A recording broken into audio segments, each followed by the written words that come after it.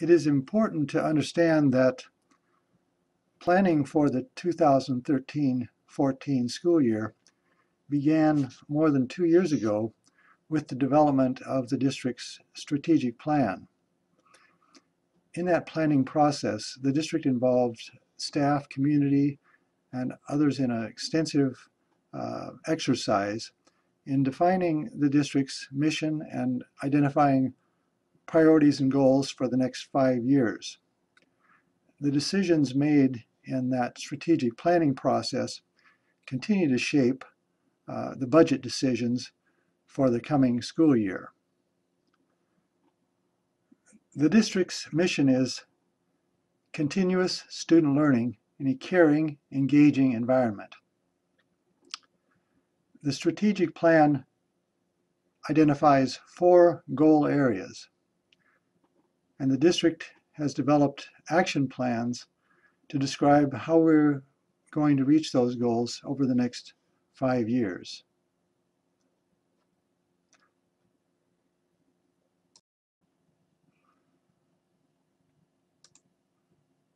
The Tumwater School District budget process begins in earnest in January with the preliminary enrollment forecast.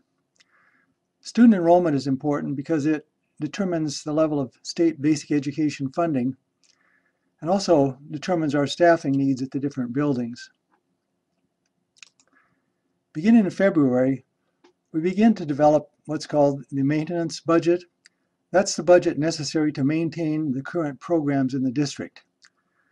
We calculate and estimate revenue for the coming school year based on funding formulas, voter-approved levies, and many other factors. And we estimate any changes necessary to implement current law or to maintain the current programs. That sets a benchmark, a beginning point for our policy discussions, which begin in March. The policy decisions involve the expenditures and the revenues that we directly control, and therefore are under the power of the board to decide.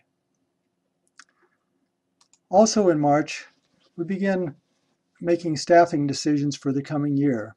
The Human Resource Office meets with individual schools and departments and discusses staffing changes that are underway and staffing changes that may be needed in the coming year based on enrollment and other factors.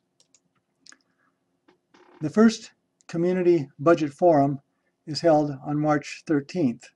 This is an opportunity for the public to learn about the budget for the coming year and to have input into the decisions we're making for the coming year.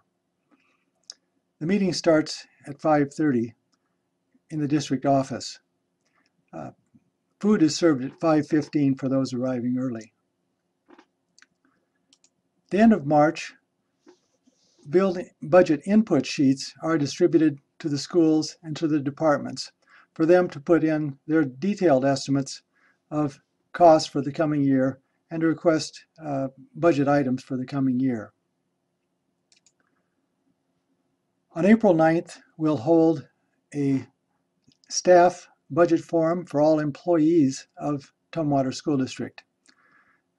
This will give employees an opportunity to learn about the budget at this point and provide input onto the decisions for the coming school year. This meeting starts at 4 p.m. in the district office. April 10th will be the second Community Budget Forum. By this time, we'll have some preliminary estimates of where we think the budget is going to come out, some of the major policy items still being considered, and it's an opportunity to have influence on the final shape of the budget. On April 11th, the school board meets and will review a preliminary 2013-14 budget scenario. Sometimes at this point we provide options for the board to consider. April 26th, or at the end of April, building and departmental budgets are due back to the district office. These will be put into the system and we'll begin to calculate the official budget. This year, April 28th, is the last day of the 106-day regular legislative session. We're hoping that the legislature will have decisions by this point. The state funding makes up about 70% of all school district funding, and the legislative decisions are very critical to our budget, and therefore we need accurate estimates in order to do an accurate budget. We are considering the possibility that the legislature will not be done by April 28th, and therefore we may make some preliminary decisions without knowing the final legislative budget. May 8th will be the third and final Community Budget Forum. At this point, we should have a pretty clear picture of the budget for the coming year, with a few remaining questions to be resolved.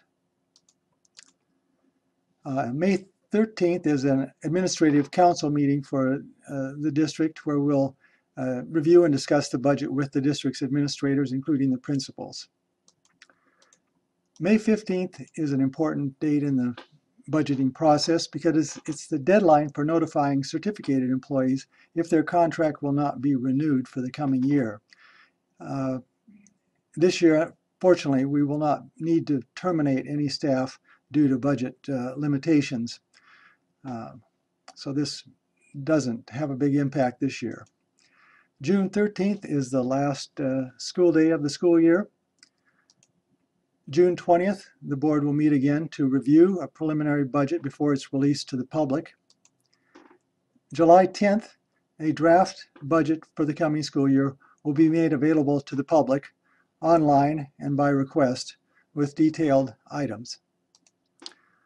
On August 8th, there will be a public hearing on the proposed budget before the school board. The public hearing will be at 7:30 in the district office. And finally, on August 22nd, the board will meet again to officially adopt the budget.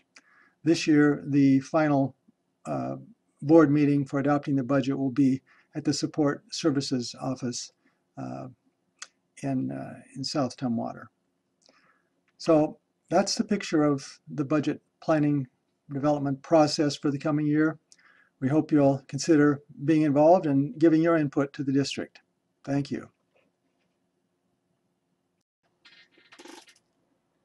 Information about the budget is posted to the district financial services webpage.